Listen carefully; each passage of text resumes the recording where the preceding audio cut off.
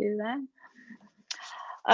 As Valencia said, if you could keep yourselves muted right now until Valencia asks you to, or you have when it's time for questions, and feel free to unmute then. We encourage you to use the chat box for your questions and comments. I'm sure you're all familiar with chat. If not, please let me know. So please feel free to type in any questions or comments there. We will be monitoring that. The workshop is presented by Valencia Smith. Valencia is a sales consultant at New Readers Press, where she has worked as an independent representative since 2013. Prior to this, Valencia began her career as an elementary classroom teacher in her native hometown of New York City, followed by teaching stints in middle school, adult education, and community college. However, the bulk of her career has been spent in the newspaper and book publishing industry, where she began as a trainer consultant within the newspaper and education division of Long Island Newsday, followed by positions in marketing, management, and sales at USA Today, Scholastic, and Houghton Mifflin Harcourt Publishing. Valencia now resides in Columbia, Maryland. I'm listening. Well, thank you, Anissa, for that introduction, and welcome to everybody who's on the call. What that introduction didn't include was, now I'm getting old and I have to start looking forward to retirement. So if I have a senior moment while we're on here, you'll have to forgive me. Okay, so I'm here to not only talk about New Readers Press online learning, but to share some other information with you, because I found that, you know, sometimes it's not just enough to talk about a product, whether it's books or technology, because people want to see the big picture of how these things sort of fit in their world. And we know that our world has turned upside down since last year.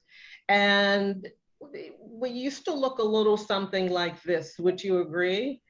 This was our comfort zone, or your comfort zone, during that pre-pandemic stage, in that the tutors were able to meet face-to-face with students, provide skills instruction, connect personally with their students, get to know them, understand the areas that they are not doing so well in, the areas that they are doing well in.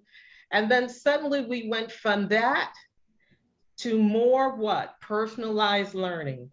Everybody had to get up to par with the new technologies. Well, how are we going to continue to reach out to our students? What are we going to do? The pandemic has affected us all, whether it's your work life, your family life, your career life. And so tutors, administrators, teachers have all had to come up with a plan, right? So when you think about what is the plan, how can I continue to service my students, knowing that there's been this great disruption that's affected them and have affected the tutors as well. So the first thing that comes to mind is for you to really identify, if you have new students that have been assigned to you, to figure out who these students are, not just in terms of personality, but what stage of learning development are they at? Are they a dependent learner or independent learner? Because depending on where they stand, so to speak, determines also what kind of relationship the teacher should have or the tutor should have as well. So for example, and this is taken from a researcher by the name of George Groh, who talks about the trajectory or the stages of learners, of adult learners. And if they're down here, if they're a dependent learner, they see the teacher as a complete authority figure who knows all, who's everything, and they put their entire trust in that tutor to get all the information that they need about everything related to learning. But the idea is to move those students up to at least an interested learner. And maybe the tutor will find that sweet spot that's really of interest to the student, that they can then begin to show some independence, at least in the area of their interest. And then there's the involved learner. And with the involved learner, the teacher just really acts as a facilitator. They're already motivated. They understand what they need. And so the teacher acts as facilitator, as a guide, directing them to get the information that will help them to progress in their learning. And then finally, you have the self-directed learner. This is a student who may already be working on a very high level. He or she is very independent. He knows what he needs. And the teacher or tutor becomes a consultant for that type of learner, in that they are already very self-directed and motivated. So regardless of the type of students that we have, this is where we are now. And hopefully that's going to change pretty soon. It's not that we throw technology out the window the moment we have the face-to-face interaction, because there's room for both. But we understand that life goes on. We understand that students have issues that contribute to program absence. And so we do what we can do to make those connections with them, to keep them involved, to keep them engaged in the learning process. So how do we do that? We have to look at the types of learning that most students come online to find. There is the expository approach. This is just simply a conventional learning approach where students come on at certain times to listen to a lecture or have a meeting or look up information. Then there's the active learner who's involved in who has control over what they learn and how they learn it and when they're going to access that information online. And then of course, there's the interactive learning. And this emphasizes collaborative activities. This is where you will find chat groups and email messages, and if the teacher is involved, that teacher serves as sort of the linchpin to keep all of those groups going. So we've heard of asynchronous learning and synchronous learning. So if you, particularly students who are in college today, which are not the students that you have, but that's where you will find a lot of asynchronous learning, because they use Blackboard a lot in the community colleges, because they can go on when whenever they need instruction or materials, or to participate in discussions and so on. So you'll find that New Readers Press, and that's what the NRPOLL stands for, the New Readers Press Online Learning, you'll find that it fits in both the asynchronous category as well as the synchronous category. As well. The main difference between the two is that in the synchronous environment, students are coming on board at a scheduled time. So you might have a Zoom meeting where you're providing instruction. You might use Skype or Google Meets or whatever the format is, and communicate to your students via email that such a meeting is going to take place on a certain day and at a certain time, and to get confirmation from them of who will be attending. And so that's how you can further connect with the students that you are tutoring, because you're not with them face to face.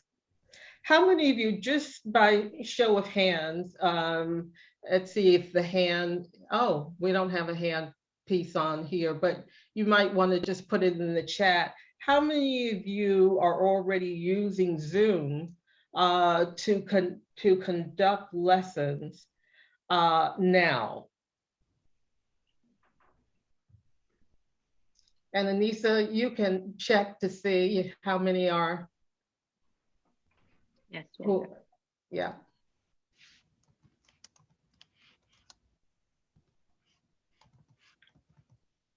Just out of curiosity there.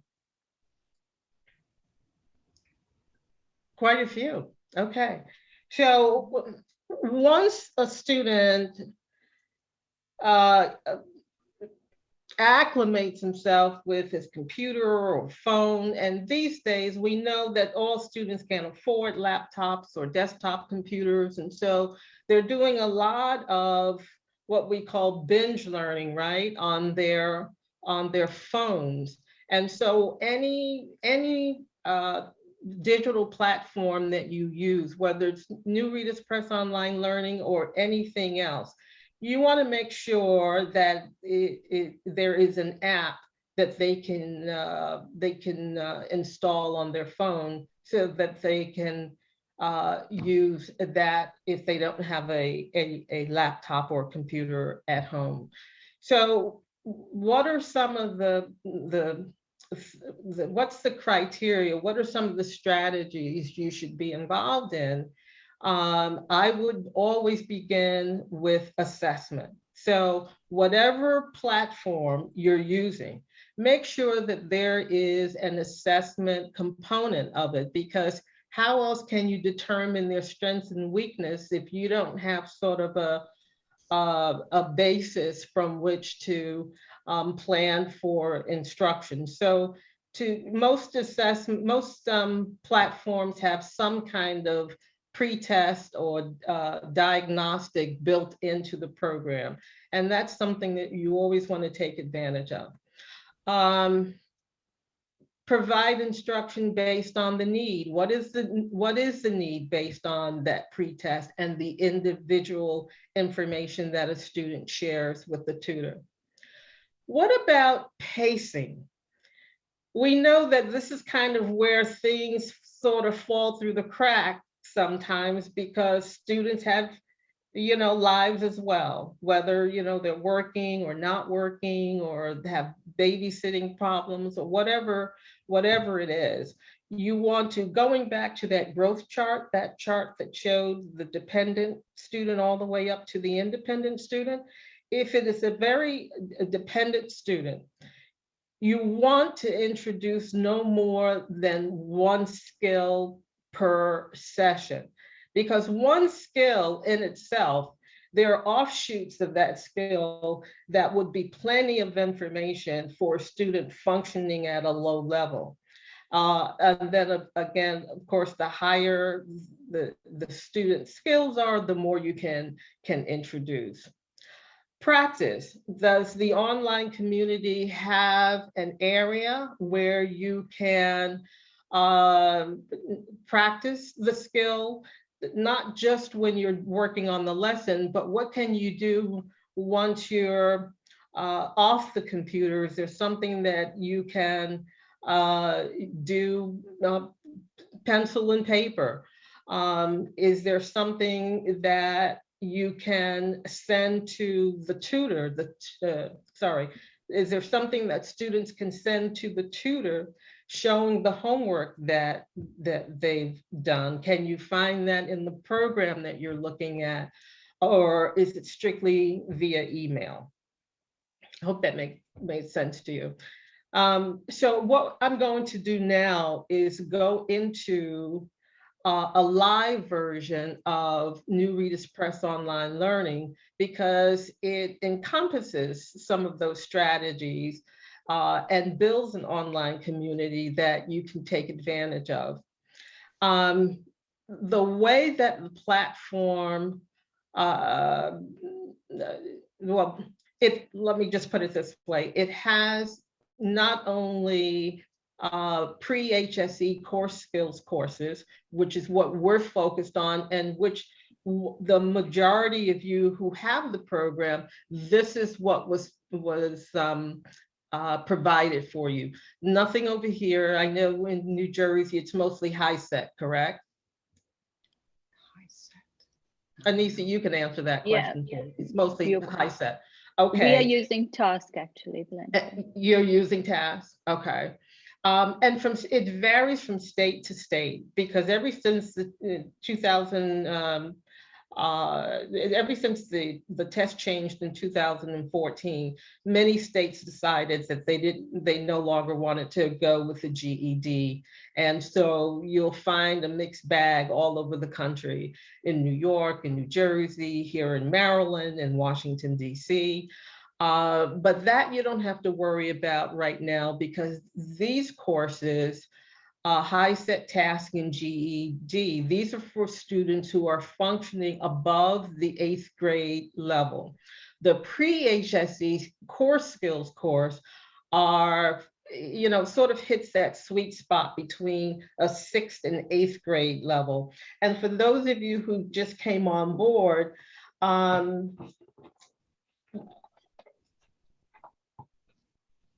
these are the books that the course is based on, and I'll show you that a little bit later. Okay, so I'm going to stop share for a second. Valencia, we have one question, I'm sorry, from Helen. Sure, go ahead. Or it's from Teresa. Will you be sharing a copy of the presentation? I can do that. Okay. I have, at least, to answer your question, is that you, Teresa, asking the question? Yes, it is. Okay, just to let you know that this particular PowerPoint, I've shown you probably the first 15 or 16 slides, but it actually consists of about 40. So you can see that I've pared it down, rightfully so. And so what I would have to do is get rid of everything else, and then I'll send it to Anissa, or if you send me your email address, I'll send it directly to you. Does that work for you? Sure. I don't know if anyone else wants it. It's easy to take notes when I have the presentation prior to the. Absolutely. You're telling us how you learn, right? If you could share, anyone who wants a copy of the power slides, if you could the slides, the PowerPoints, if you could share your email address and name in the chat box, and either Valencia or myself could forward it to you. Absolutely. Okay, so now I am logging on. That's my personal email address, but I am putting in a fictitious student. And if you're familiar with the story To Kill a Mockingbird, you'll recognize some of the names that you're going to see in just a second. So, and this is, by the way, this is what you would do also. I don't know how far you've gotten with the program, or if you've had training and so on, but even before I go into the program, let me just say that there are several levels of entry into the program. If you are an administrator responsible for setting up the names of the teachers, the students, etc., then you really need, and I can send you the guide for how to set up students. At the instructor level, you cannot add students or delete students unless the tutors are made or given administrative permission. So keep that in mind. If you are a tutor, you cannot add students. It will have to go through your administrator, unless your administrator gives you permission to do so. And then he or she would just add you in as an administrator. So that's the first thing that I wanted to make sure that you are aware of.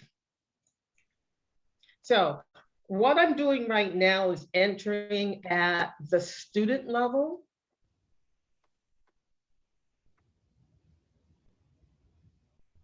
And we're loading here. And give me a thumbs up if you can see the screen. Everybody should see the home screen. Okay, excellent, wonderful. All right, so the very first thing that you'll see here is the home screen within the course adaptive calendar. And what I mean by course adaptive calendar is that when the student first logs in, they will see 91, the number 91 here. And 91 stands for the number of days that they have to complete a course. Well, what do you mean by a course? Well, if you look here at the top, you'll see social studies, math, reading and writing, and science. And so based on your assessment, let's say you might have a student who's a whiz kid in mathematics, but really have trouble with science and social studies, which really means it's a reading issue, right? And so you can determine where the student should go first. But this student is in social studies. They're down to 39 days left to complete the course. However, you might say, well, you know, Jim has been out, Jim was hospitalized for a few days, and we really need to add on some additional time for her. So I can click on, I don't know if you can see that little date right there. You just clicked on that, and then I can choose whatever date I want and set a new deadline. And so now Jim has 49 days to complete the course. When the student logs in, you'll see, they'll see immediately how they're doing in terms of their practice questions and scores. And they'll always see the unit and lesson that they're working on. And you know, I am going to, it's not that I don't want to see your beautiful faces, but I can't see it on my screen. So I'm going to minimize your face. There we go. All right, so now I can see my entire screen. And so they'll always see where they left off and what they need to do next. But before I click on this, let me explain what 4 knowledge points means. 4 knowledge points means that it takes about 4 minutes to do this next exercise. And the knowledge points count towards how they're doing in that particular lesson. So I'm going to jump over into my lesson screen, which is to my far left. And what I like about the program is that whether a student is independent or not independent, the program is going to hold their hand every step of the way. So I'm going to ask whoever has the radio or TV or something in the background, if you could mute yourself. Thank you very much. Okay, so again, what I like about this program is that it holds the student's hand all the way through the course, meaning that there's nothing that the student can click on that won't be explained to them. So at the very top, you'll see course audio, something as simple as how to use a course audio. They will explain, that will be explained to them. They can click on the hearing or the speaker icon and get to hear what that sounds like. They can, so when we go to the next one, course introduction, this is the information I want to quickly go through with you, because this shows you exactly what the student will see as they navigate through the course. So the first thing they'll see is the welcome. And that's the home page that we just left. And as you can see, this student is also in social studies, and they have 75 days left. It shows what the lesson is, and they will always click on the next button to go into the lesson. But here I'm just showing you the progression that the students will also see. There's something called Rate Your Confidence that you'll find on the far right-hand side. This is what the student will see every time they go to a new lesson. The adaptive technology takes into consideration if they click on low, medium, or high. That says something about the confidence level or ability of the student. So if it's high, that student feels, given the topic, oh yeah, I feel pretty comfortable in working through this lesson. But maybe it's a skill that they have not been introduced to before or hasn't seen for a very long time. So they might click on low. And that signals to the adaptive technology that, okay, we will be on the lookout for a variety of tools and ways that we can explain the concept to the student. So going back to the next one, getting started. I already did that one, didn't I? Well, here are the question types. You will see multiple choice. You'll see in some cases a drop down menu, and fill in the blank, and and drag and drop. Students will see that in various courses and various lessons. Here's the course outline. The course outline is always, the course, I should say, is always on the left side of the screen. It shows what lessons will be covered. It provides flashcards, which is just another way of building vocabulary skills. We'll get to that in a second, and skills practice.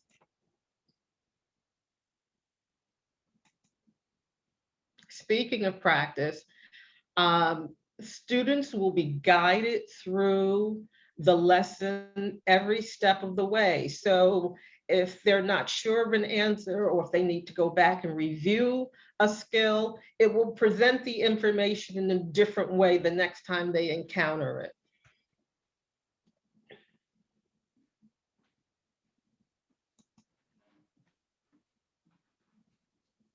Here are the flashcards, just to show you what that looks like. So here they're asking the student, and it'll just come up like this, like you're seeing it.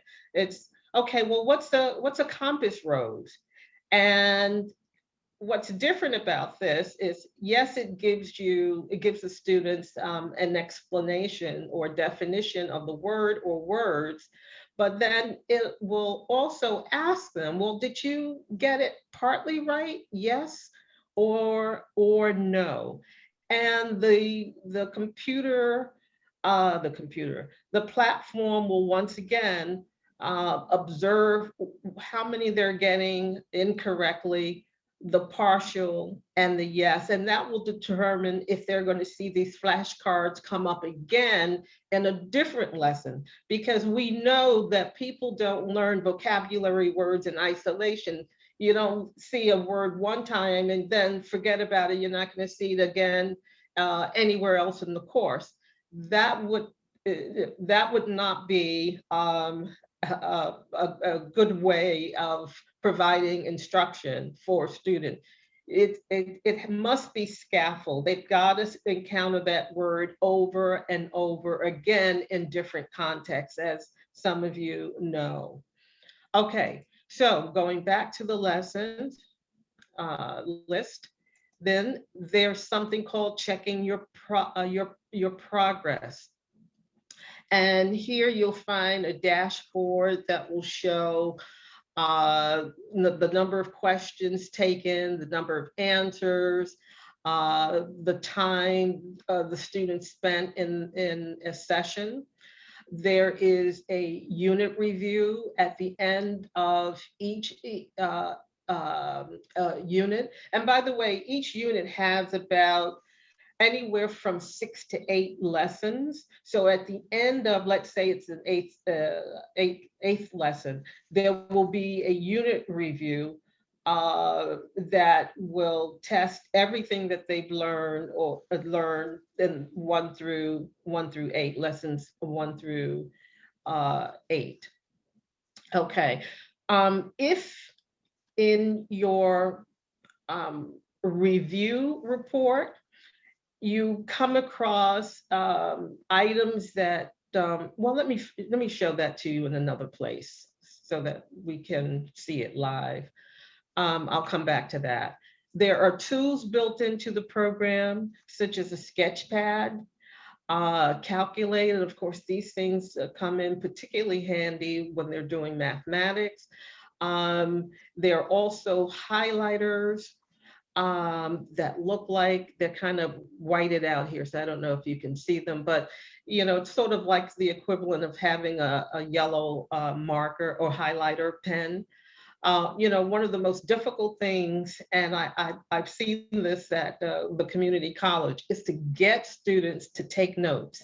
You know, they'll listen, but trying to get them to connect with whatever the teacher is presenting, to get them to take notes is a difficult thing to do. So as a tutor, you may want to get them into the habit of using a notepad to write down some of the information that they might be having difficulty with, and they can always go, you can bookmark it, and they can always go back and review it. And then there's some fun stuff that students can, you know, play certain games just to reinforce concepts. And you'll see that throughout the lessons, or throughout the units, I should say. Okay, so I'm going to come out of this and show you. Here's Unit 1, Geography and the World. And by the way, all of the units are aligned to the CCRS, that's the College and Career Readiness standards. And so, you know, this is not contrived text, this is real text, and it is aligned, as I mentioned, to the CCRS. So here's Unit 2, which is US History. You could see some of the lessons that are found in this unit. If I continue scrolling down, Unit 3 is Civics and Government. I'm going to scroll down some more and you'll see Unit 4, which is Economics, and so forth. Now, look to the right and you'll notice certain bars are highlighted in different colors, sort of a blue-green for high, pink for medium. And let's see if we can find this is sort of, what is this, like a mauve or something, where you'll find low. This is their levels of confidence in this particular skill that they indicated as they were going through each lesson. Now, I'm going to keep scrolling down. This represents all the lessons that the student completed. what do you think is happening over here? These lessons have not yet begun. So beginning with the women's rights movement, that would be lesson 9, expanding rights. And under that, you'll have women's rights, civil rights, other amendments that expanded rights and guided practice and so on. So what if I took a look at, the 3 branches of government and clicked on that lesson?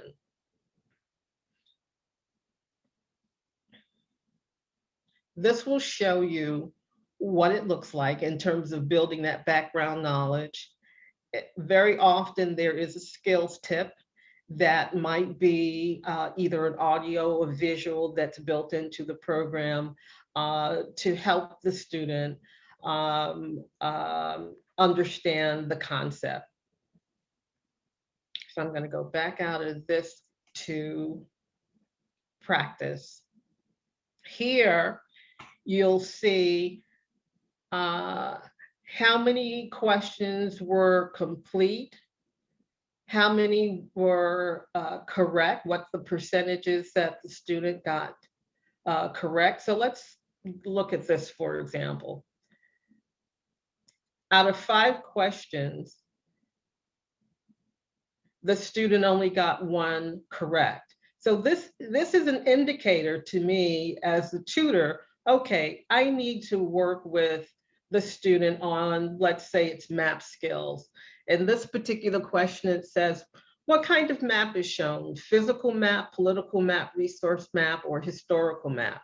So in order to review without going back into the actual lesson, you can just click on review here. You can see, or the student can see for him or herself, what they got correct. So how did they answer this question? What kind of map is shown? The student answered A, physical map. Okay, not a bad answer. But the correct one is B, it's a political map. What makes it a political map? And here the student can click on a related lesson so that they can better understand the differences between physical maps.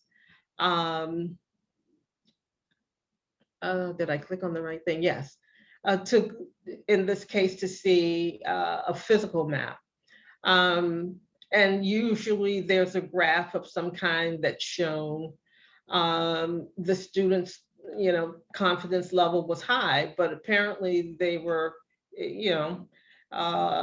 they overrated themselves in this particular case. Okay, so sometimes I have to make the screen a little smaller so that I can return. Now I'll make it a little bigger. Okay. So I'm going to go back to the practice. And once again, and tutors, you'll be able to see all of this information at the instructor level. And I've got another 20 minutes, so I'm going to go into the instructor level so that you can see what the student is doing without, without saying to the student, can you show me what you did? You can see for yourself. In fact, you can impersonate the student at the teacher level to see exactly what they're doing. Okay. Valencia, before we leave the student page, we have a question on, since it is online, we are all working online, we have a question about administering assessments, and I know you do have the assessments. Could you show us the assessment on here? Are you referring to the pre-assessment or the end of unit? Let's see, Jennifer has the question. Jennifer, if you'd like to unmute yourself. Well, actually, I'm on a page right now that shows in this, for this student, here is the social studies pretest. And by the way, you can see that by clicking on the far left bar where it says questions, test. Let me make sure that I clicked on the right thing. Yes. Okay. You can see the pretest, how many questions were on the pretest. It's not a time test, but even though it's not a time test, you can see how much time was spent in completing the test. So in this case, out of 48 questions, this student got 16 correct at 33%. Okay, thank you. And you're welcome. Then once you get into the individual unit, you can review any of the lessons. Let me go back for a second. Let me find one that they didn't do so well on, other than the pretest. Well, they didn't do too. They did fine here. Okay, I was trying to find some that have the X's next to them. So again, anywhere you find that that there's a high percentage of incorrect answers, then you can always click on the review. The student can click on the review, or you can reset the test. But you'll have to be very mindful that if a student resets the test, it will get rid of any notes they took, the confidence level, bookmarks, everything. But let's say they just really didn't do well at all because maybe they weren't applying themselves, or their homework or practice was very sporadic, and they come back to you and they say, I think I could do better than this, and I'd like to start all over again. That's the perfect time to reset the test and let them do it again. Okay. So I'm going to click cancel because I don't want to reset the test here. Okay. Any other questions about this feature? Not about the feature, Valencia, but we do have a question of whether you have anything for New Readers Press has anything for ESL or for citizenship. So that wouldn't be a part of this particular program. If they're high functioning, of course, they could use this. But ESL, we'd have to talk about other items, and New Readers Press certainly has several materials, both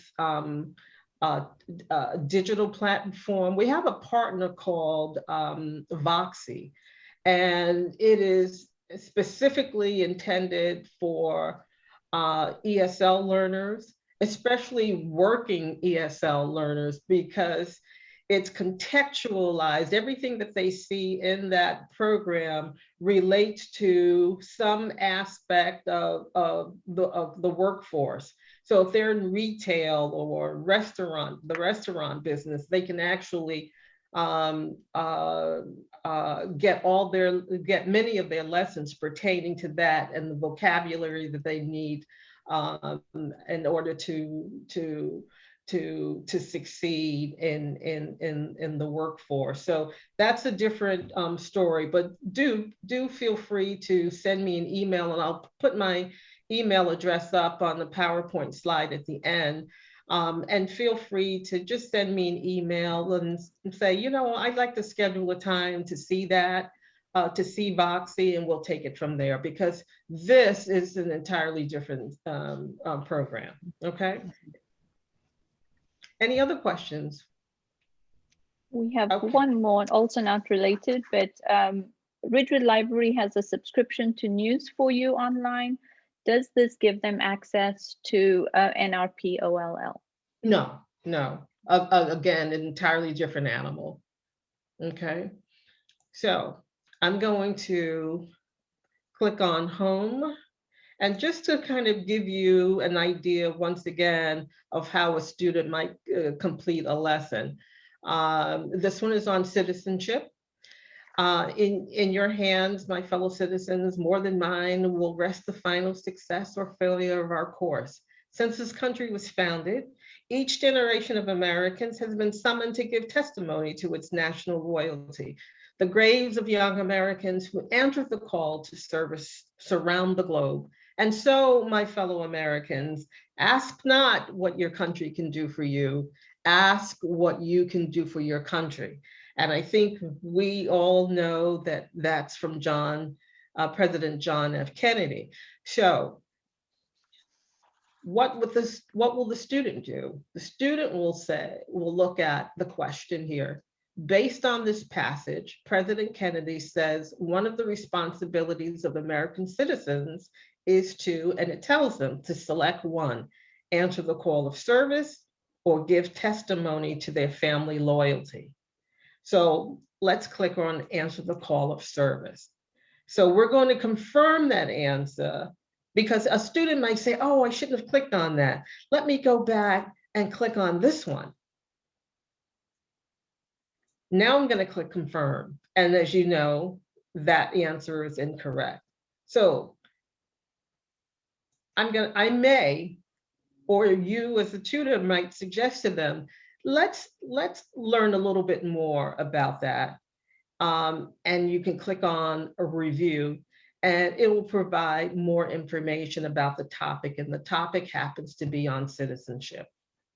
So I'm going to come out of this. Sometimes I have to make my screen smaller in order to see that little, you see where it says go to lesson?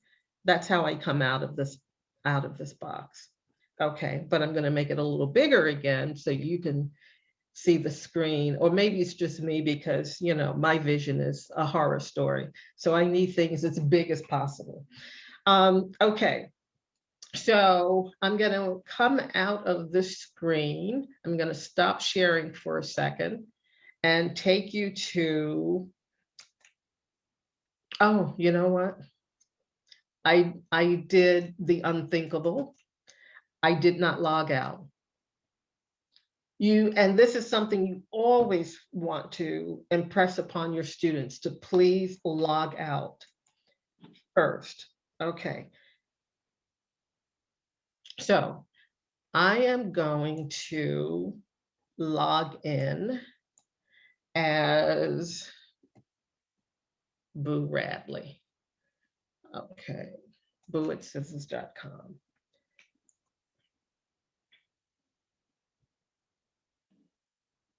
Now, here you'll notice you don't see the courses anymore, which was on the student page.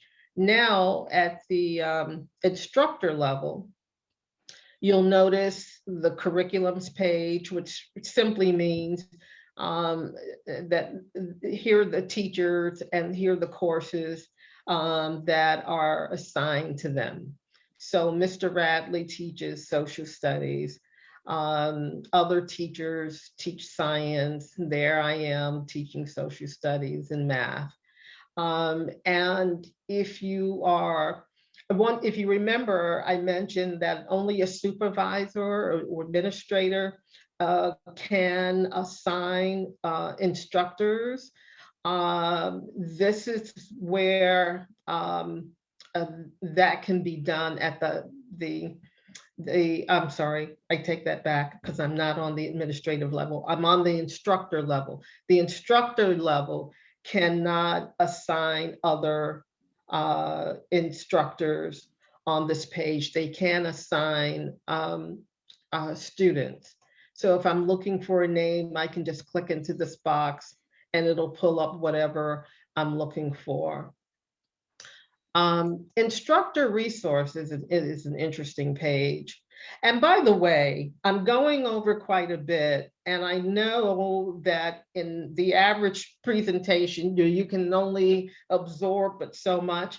And that's why no matter what technology you're using, you have to you know, you really have to sit down and play with it, because it's not going to come to you any other way. You have to sit down and work it through. You're not going to hurt, you know, the platform by doing that. Okay, so here are some instructor resources. Now, what do I mean by that? If I click on download for any of these subjects, what will pop up is sort of a little lesson plan template.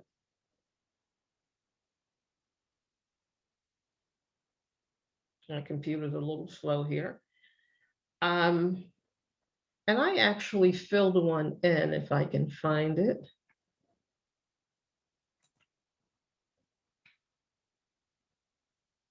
Oh, did I lose it? Okay.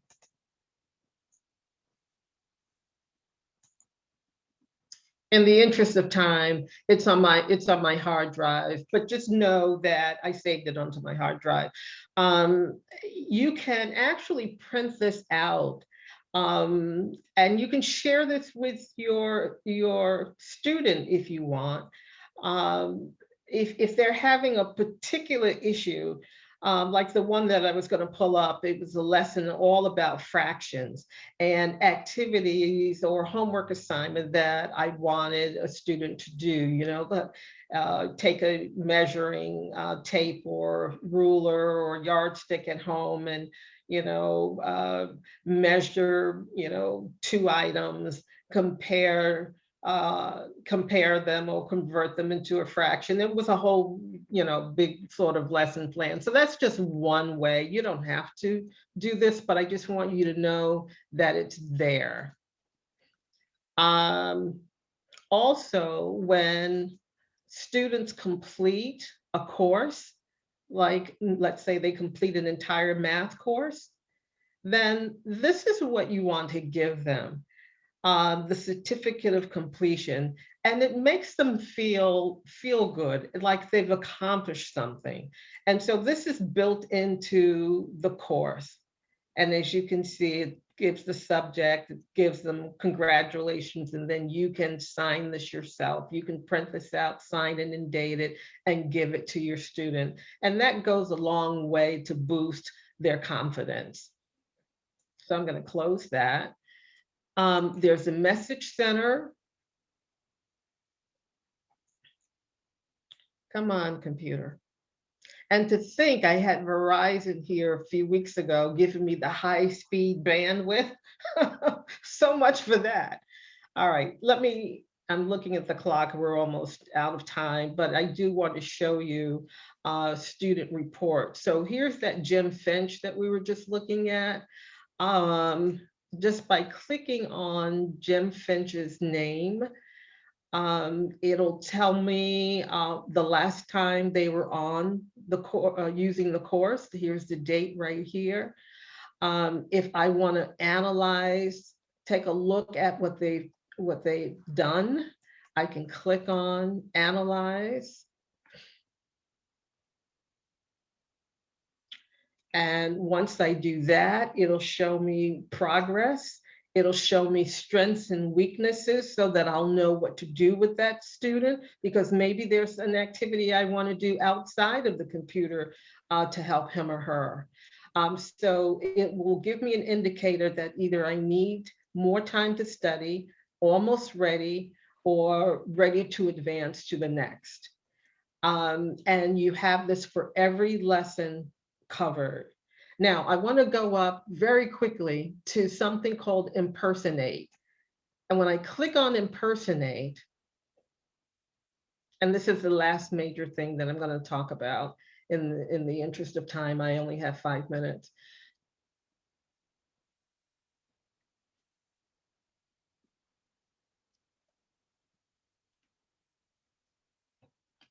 Okay, you can see here, it gives you a warning. You're about to impersonate Jim Finch. In other words, you're going to see exactly what Jim Finch sees in his course. So I am going to make the screen a little smaller again, and so that you can see the continue button. So I click continue. Now, this is where we left off. If you remember, we were in Unit 3, Lesson 8, but it was the last lesson in that unit. So now we're on to Lesson 9, Expanding Right. So Jim has not started this yet, but I can take the time to look at other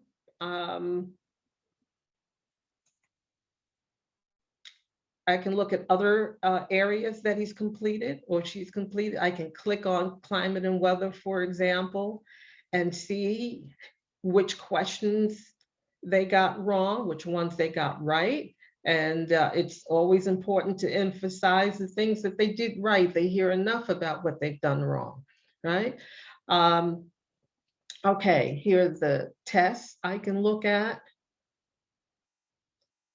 And this is all by impersonating the student, but you don't want to click on anything within the student's course because it'll show up the next time the student logs on. This is just for your own personal view. Somebody's got a question?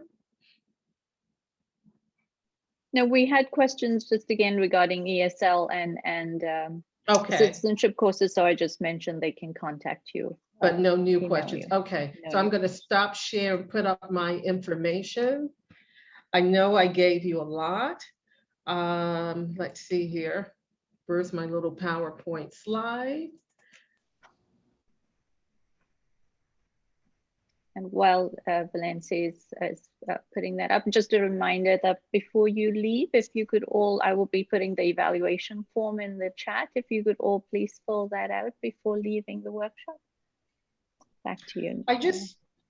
Thank you, Anissa. I just want to show you once again what the user roles and permissions are. Instructors have access to course content and data reports for their students and classes. The institution administrator sets up classes, instructors, and students within one location. Supervisors have access to every feature. And if it's a district-wide thing, which in this case it is because your programs are located in several different counties. So there's a district administrator, and that would be Melissa Bernstein. She has the ability to set up classes, instructors and students for multiple locations.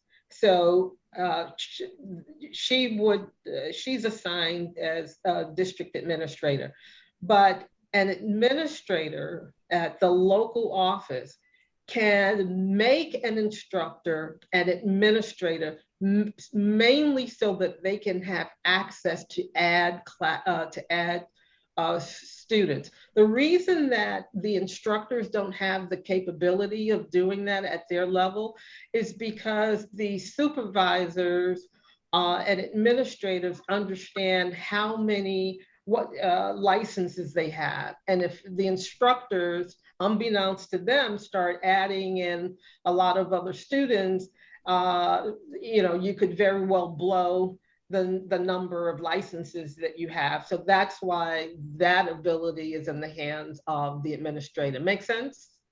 Yeah. I'm gonna pull our pictures back up again.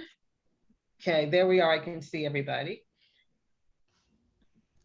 Any questions? I know that's a lot.